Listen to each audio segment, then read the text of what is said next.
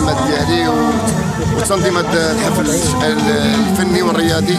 هو جا في اطار علاقتي بجمعيه كليرمون فيرون، اللي بصراحه الجمعيه اللي كتساندنا في الاعمال الخيريه، واقترحت عليهم قلعه صراغنا العام اللي فات النسخه الاولى. دابا النسخه الثانيه بحضور مجموعه من الاصدقاء ديالنا الفنانين والرياضيين اللي صراحه لبوا الدعوه، والحضور ديالهم شرفنا لهذه المدينه اللي كتحتاج الحضور الوازن ديال هذه الشخصيات، وفي نفس الوقت تعمل الفرحه والسرور والتكريمات لمجموعه من الشخصيات الصرغينيه اللي محتاجه لهذا التكريم، وهذا الشيء بدور الناس ديال قلعه صراغنا.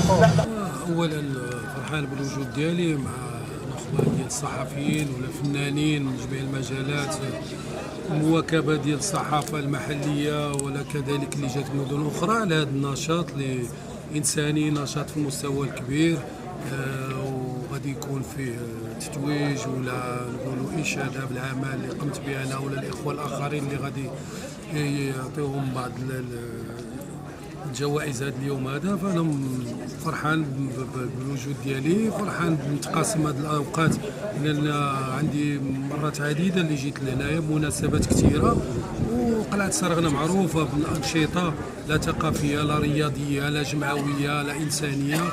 وهذا البرنامج اللي داخل فيه الزياره ديال دار العجزه ولا دار الاطفال اليتامى، فهذه اشياء نبيله جدا وداخله في قلوب وفي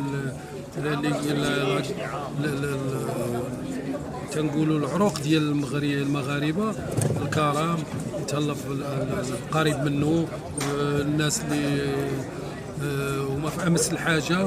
دائما المغربي موجود، والنجاح دائما ديال التظاهرات شوفوا كيفاش نجحت في القاعه.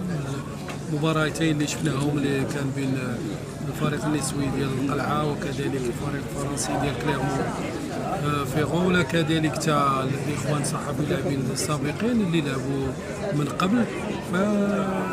فتظاهره مكتمله فيها انشطه رياضيه، فيها انشطه جمعويه، فيها انشطه اللي هي مسانده، وهذا الشيء تيبشر بالخير كما قلت. وهذا البلد ديالنا والمملكه ديالنا غادا في واحد التطور وواحد المنهجيه اللي مخططه بعقلانيه وبسياده سيدنا الله يحفظه الله يزيد يكمل المشاريع كلهم اللي خططهم لهذا البلد هذا اللي ولا رائد وغادي بحال البوراق.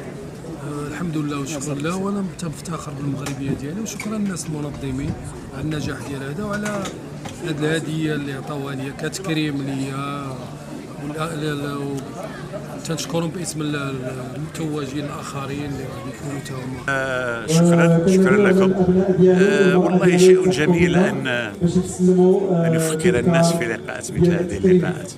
شيء جميل ان نجمع في نفس الليله ممثلين مخرجين صحفيين في الرياضه أو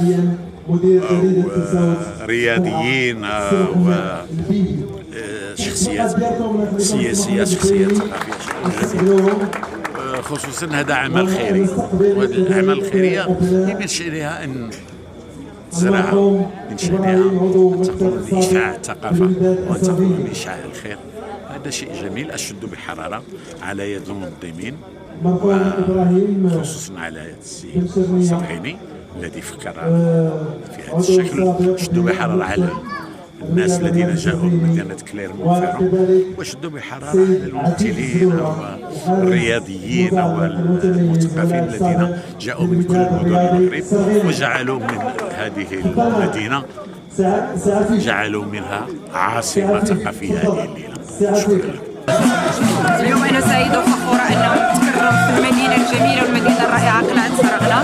شكرا لكل ساكنات القلعة، شكرا لكل الناس اللي حضروا في هذا التكريم،